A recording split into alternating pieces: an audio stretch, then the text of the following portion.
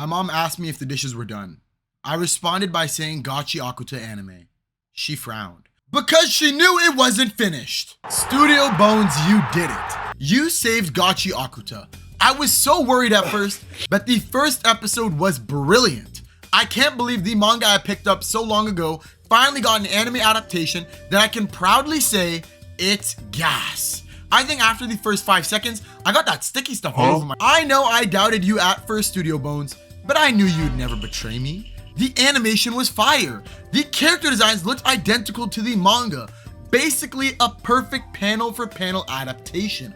I was able to relive the joy I felt reading that manga for the first time again while watching this episode. So let's go through this episode and start glazing everything right that Studio Bones has done. But before we get into that, fuck CHIWA. All my homies hate CHIWA. So the beginning here gives us a little message.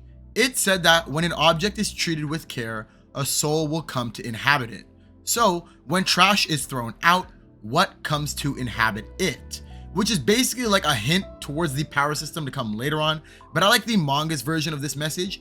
It's the same being portrayed, but in a different wording. They say that when an object is well loved, it is eventually imbued with a soul. So what about garbage and trash that's been thrown away? What is that imbued with? The point of this is to keep us thinking about what's to come later on, but I won't say too much on it now. So we get introduced to this little girl who somehow ripped her stuffed bunny. Maybe she chewed on it, I don't know. But her mom's like, we're billionaires, honey, let's just buy another one. So she chucks the garbage out and we see an important figure. This wasn't in the manga, so W Studio Bones for adding this in. We get an inside view on how wasteful people can be in general, and the overall message that we can assume from this episode is that we shouldn't be wasteful. But we finally get to see my goat of the story, Rudo. Just know, when I was watching this first episode and I saw this panorama shot, I started rubbing my hands together. I knew I was going to be in for a treat. So Goofy over here is making sure that the trash is where it belongs, I guess. You know, T-bait, rent a girlfriend, all that jazz. But he hears a noise in one of the garbage chutes. He takes a look, and surely enough, it's Devilman Crybaby. I'm playing. Not really. So the guard over here catches Rudo and tells him to stop rummaging through trash. For some reason, like, it isn't harming him, but okay. Anyway, because he's a scared ass chicken, he calls for backup immediately. His boys pull up, but Rudo was slick with it and threw trash at them to distract them, which gave him a perfect chance to escape. But look at this man's reaction to getting food on him. He's acting like a shark who's about to kill him or something.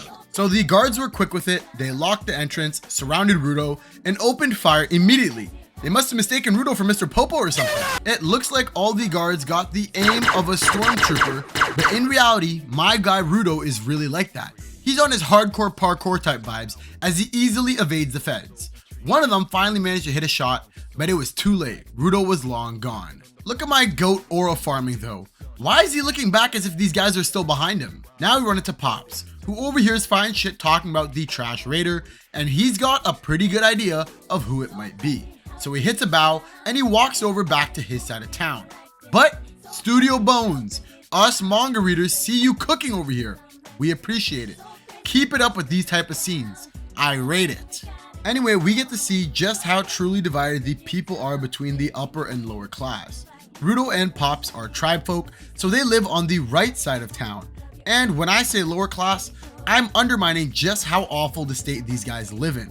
But Rudo isn't gonna let that hold him down. What he likes to do is take trash from the rich guys, fix it, and resell it for money. You see, that's the hustler's mentality you need to survive. But unfortunately, the people around him are just some hating ass neighbors.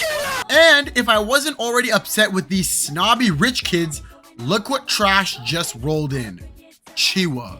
No cap, I hated her from the start. Cause look, these goons pull up and start talking shit about my guy, and she does nothing but watch. She barely defends his name. She's not a ride or die type of girl, Rudo, but he was thinking with his lower region instead of his brain. He needs to bag a confident girl like Urza. I know she would have put belt to ass if she had heard somebody talk shit about her man. Anyway, these goons pull up, talk some shit, Rudo hits them with the rudest stank eye, and they flee like the rats they are. Look at CHIWA though, trying to be nice, buttering up Rudo. Like, this is why we hate you in the first place, showing him love just to, CHIWA spots the stuffed bunny and was glazing Rudo. Rudo must have got his game from Kazuya because he tried to rizz her up and instead got sidestepped as CHIWA ran away to her mother to go home. Please, non-manga readers, forgive my guy. I swear he won't act up like this again after this episode. He is so much cooler later on.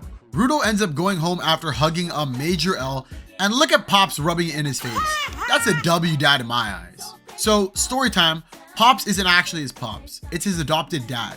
Rudo's actual dad was an alleged killer who got sent into the pit and left Rudo as a baby, so Pops has been looking after him since. But Rudo doesn't like being a freeloader and rather help him out by paying the bills. Like I said earlier, he's got that hustler's mentality. But we also get a little history lesson from Rudo. So his hands have this awful, and I mean disgusting, grotesque, wound that he's had since birth that his dad has left him with. He feels pain from his hands a lot, but Pops gave him these gloves that actually reduce the pain a bit and covers the wounds, which doesn't make sense, but it'll make sense later on in the coming episodes. Story time is over, and now Pops is telling Rudo, if you don't get some tongue action, don't even think about coming back here. So Rudo, with no choice, locks in and tries his best to spit game for real this time. As he walks around town trying to find CHIWA, he talks about how all criminals get banished into the pit and starts to think about how his biological dad was sent down there. But CHIWA sneaks up on him and he almost forgot the mission at hand. They start talking about the pit, and look what this lying ass girl says. Anyway, CHIWA slips up and accidentally admits she loves Rudo, and he folds so quickly, bro. Look how Rudo reacts, man. What the hell? He finally gives her the bunny, and she lies straight to his face and says, I'll treasure him forever. She's so lucky I can't grab her stupid face through the screen.